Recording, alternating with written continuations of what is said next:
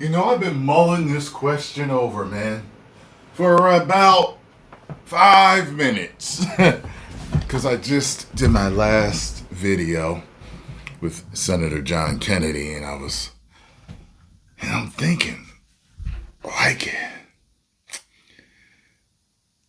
if you're a violent criminal over here and you're R-wording people, you're S-ing people, you're M-wording people, there's only so many words you can say on YouTube before you get a yellow $sign or you get your video age restricted. So I'm walking that line as a YouTuber. But if you're committing all these violent crimes, do you deserve to even stay in a country? But the problem is this. Okay.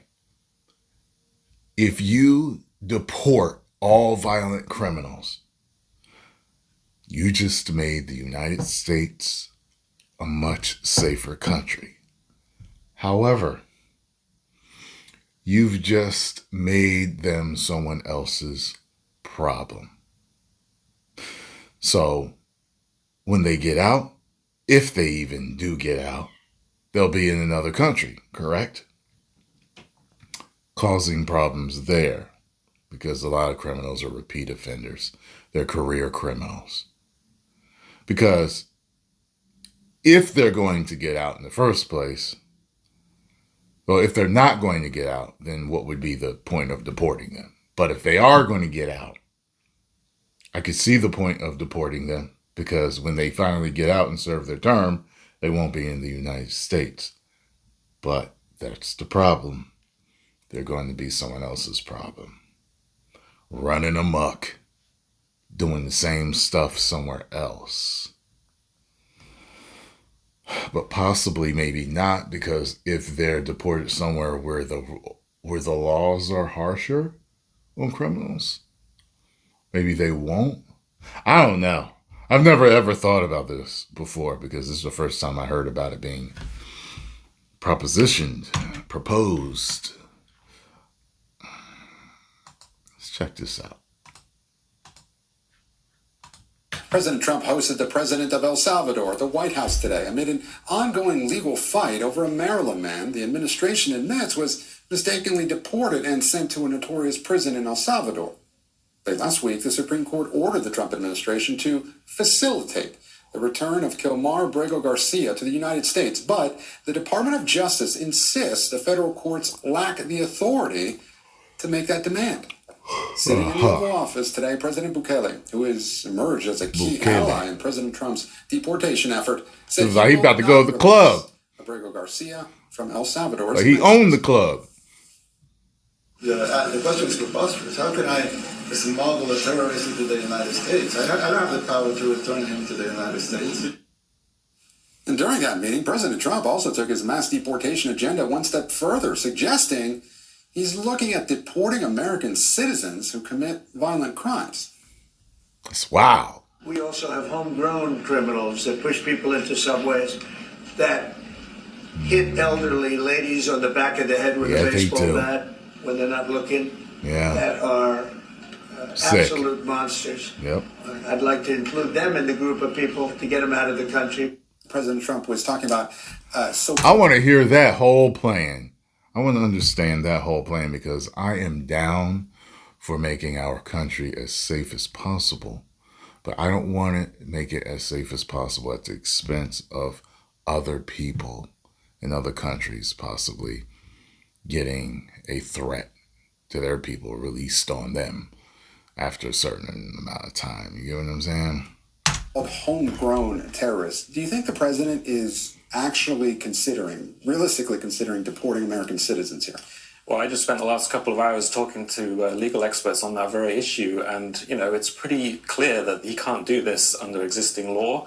The whole immigration laws, when they talk about deporting people, they're not talking about US citizens, right? They're talking about immigrants who don't have legal status in the US. Right. And you'd have to completely rewrite all the laws and also raise a whole bunch of constitutional questions for that to ever happen. Lawrence, I want to play some of what Stephen Miller, Deputy Chief of Staff at the White House, said earlier today in the Oval Office. Let's listen. The Supreme Court said the district court order was unlawful and its main components were reversed 9-0 unanimously, stating clearly that neither Secretary of State nor the President could be compelled by anybody to forcibly retrieve a citizen of El Salvador from El Salvador, who again is a member of MS-13.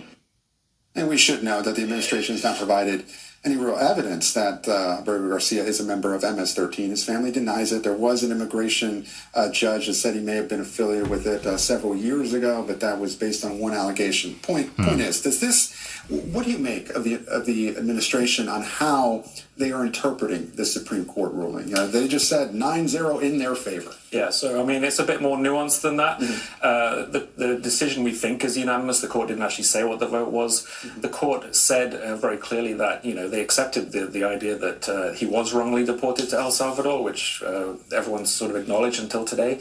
The court also said that the judge was correct to say that the U.S. government should try to make efforts to bring him back to facilitate his return. The point that Stephen Miller's focusing on is the other part of the ruling, which says, that the courts can't impose upon the president's powers to conduct foreign policy, which is a core presidential power. And that's what he's focusing on in saying they're kind of throwing up their hands and saying they can't do anything. But, they're basically trying to drive a truck through the gap that the Supreme Court left. So what does happen now? The administration and President Trump today, he keeps saying that he respects the Supreme Court. They're not saying they're going to defy the Supreme Court, but they keep making these interpretations that appear, at least some legal experts, the ones that I've talked to and you've talked to, they appear to, have said this. Where does this go from here? Well, the question, it's going to continue in the district court, and the judge, who has been pretty strong on this against the government, can obviously, if she thinks they're defying court orders, she can try to do something about that. Of course, the case could end up back at the Supreme Court at some point, and then the justices could, if they want to, kind of push back against what the government's doing. But so far, with all the cases that have come up to the Supreme Court so far involving the Trump administration, they seem very reluctant to confront him head on. Lawrence Hurley, our Supreme Court reporter. Thank you so much, Lawrence. Really do. This is interesting. Do appreciate it. I'm wondering what people are, I hear it thrown around as a sympathy word in a way. But people say, he's going to do this to U.S. citizens. But there's a lot of U.S. citizens that ain't doing right. You know what I'm saying? It makes me think of, sorry, I snorted there. It makes me think of when we were watching those sci-fi movies, right? And you'll hear about somebody doing a crime. It'll be like a notorious criminal in sci-fi. And they'll be like, yes, he was sent to the penal colony on 35X37, Jupiter's 7th moon. You know what I'm saying? They'll say something I'm like, okay, you didn't just deport him. You took him off the planet and put him on a moon with all the most violent criminals of the solar system.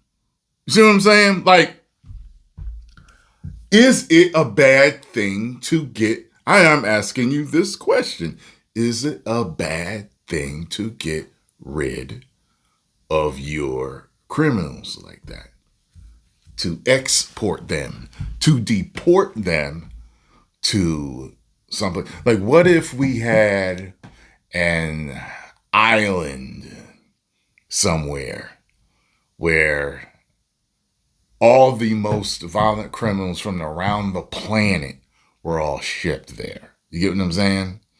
Some super duper mega locked down, military type security there.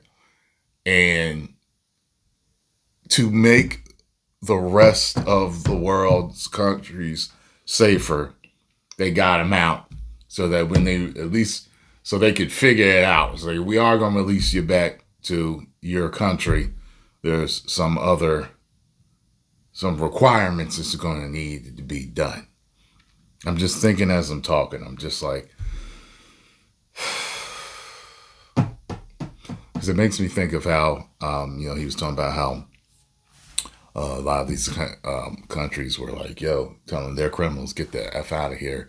And if you and go to the United States, Biden's bringing y'all all in right now.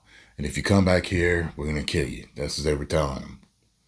So all of a sudden, these countries became safer because all their most violent criminals were being told, you better go over that border and go to the United States or else.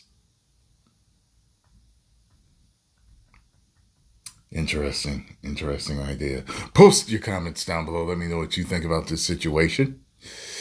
Like I said earlier, I wouldn't want to deport the most violent criminals we have to another country with them just going to get out in a few years or so, maybe 10, 15, 20, whatever, and then be released on another population of people that don't deserve that type of criminal. You know what I mean? You know what I'm saying? Like, I don't know if there's any easy answer to something like this,